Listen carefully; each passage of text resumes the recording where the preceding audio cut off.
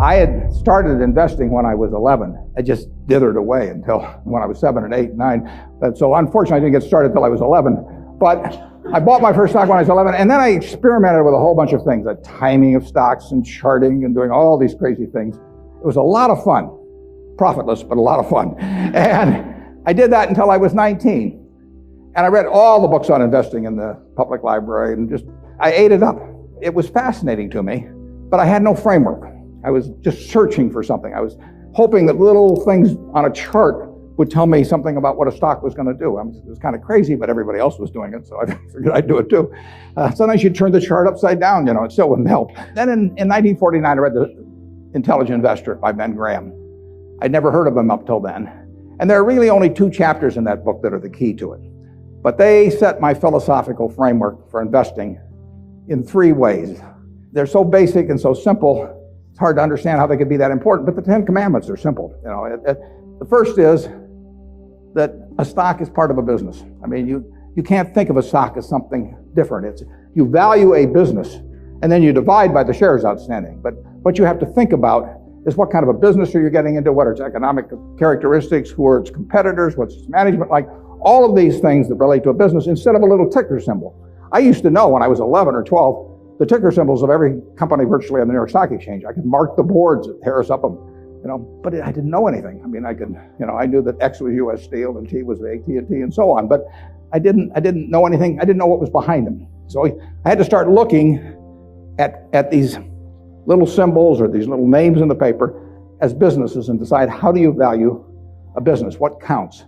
The second thing in the book is that Graham gives you a marvelous set point in terms of how the investor should react to stock market fluctuations. He talks about his mythical Mr. Market in chapter 8. And there's been no better thing written in terms of the investor's attitude toward stock prices.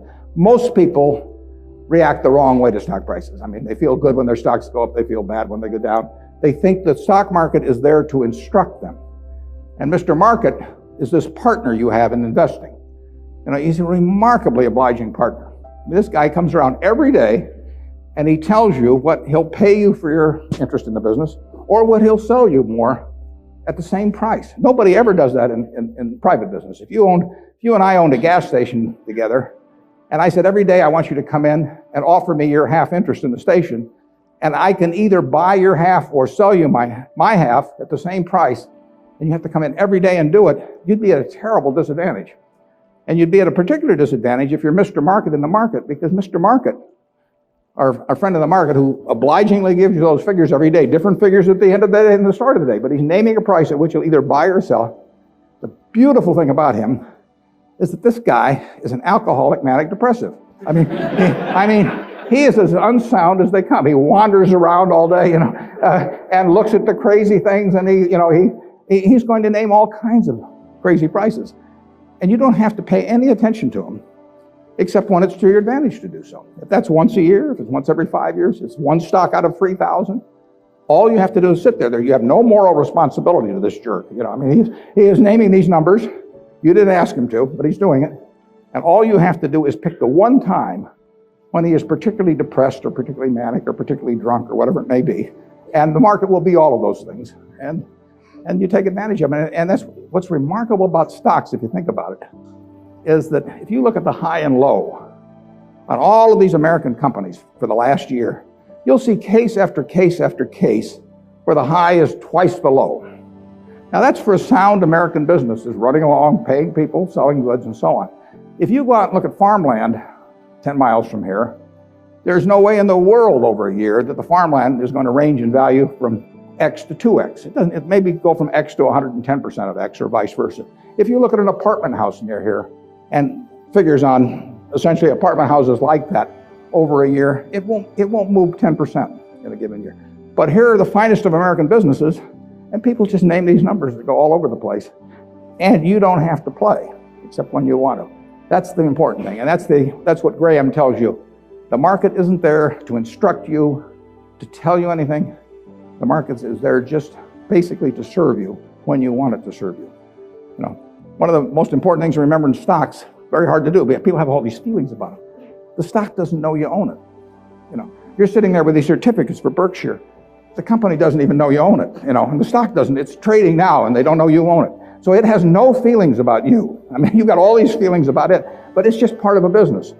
If Berkshire is worth 75,000 times 1.5 million shares, roughly 110 billion or something like that, it's a good investment. If it isn't, it's a lousy investment, and you have to value the business. And Graham, it's amazing, but people don't do that in Wall Street. You hear price targets or that kind of thing, but you'd see no one write a paper that says, here is the nature of this business over the next 20 years. What should that business sell for? Forget about what it's selling for. In fact, one of the things I always like to do when I'm looking at investments is I like to look at them without knowing the price. Because if you see the price, it automatically has some influence on you. If you just sit down with the reports, if I get an idea about looking up a company and I get the 10Ks and so on, I would rather not know the price because I'd rather value it without knowing the price.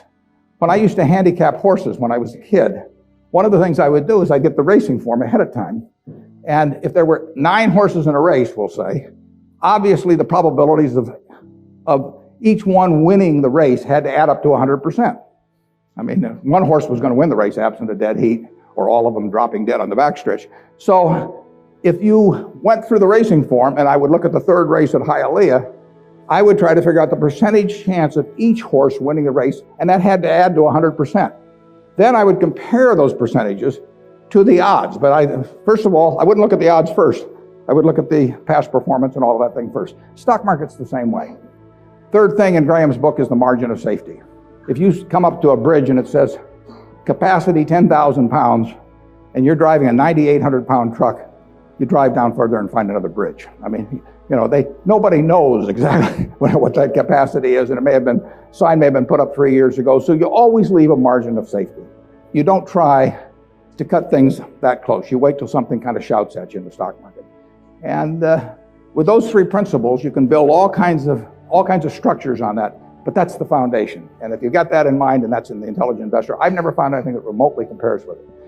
All 3 of the ones you can't get rid of one leg of the 3-legged stool and still have a good investment philosophy. But I would say that the most important thing over a long period and working with big money is to understand the business.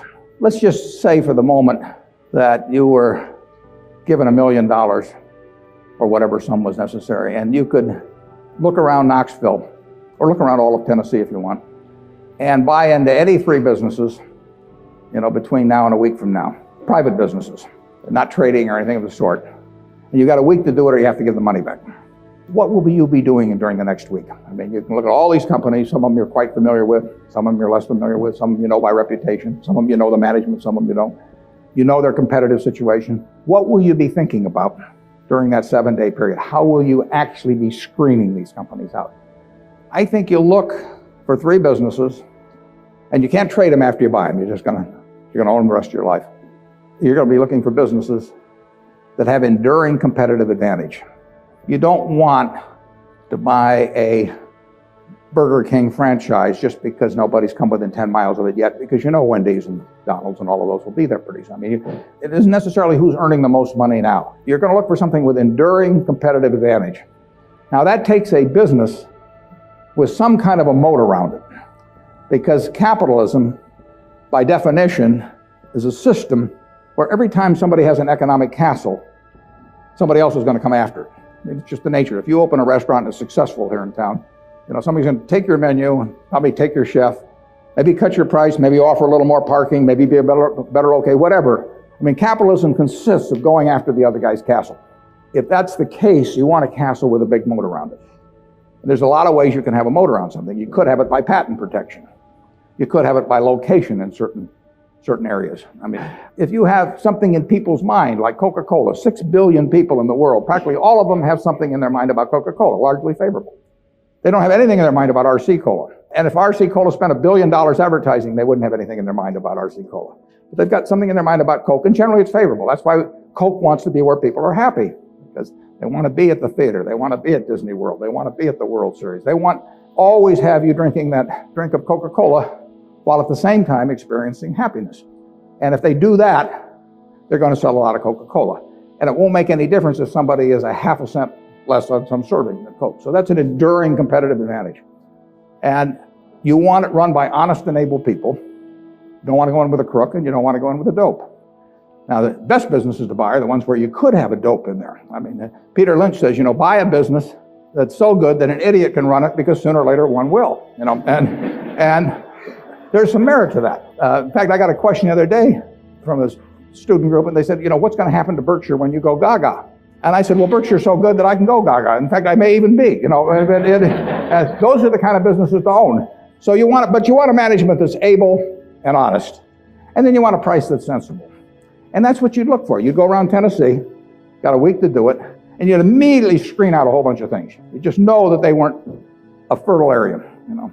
That's an important thing to be able to do, to know, just get rid of all kinds of things. There was a great article in the New Yorker 30 years ago when Bobby Fischer was playing Spassky in a famous chess match which drew attention around the world. And they examined how the mind could, with billions and billions and billions of possibilities, how it could group things so as to immediately cast it down to where you had like 4 options.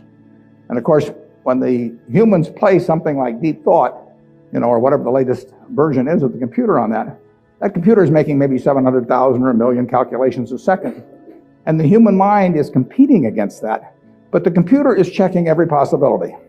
And the human mind somehow has this ability to cast out 99.999% of those things that the computer has to go through in order to focus on the 3 or 4 possibilities that really make sense.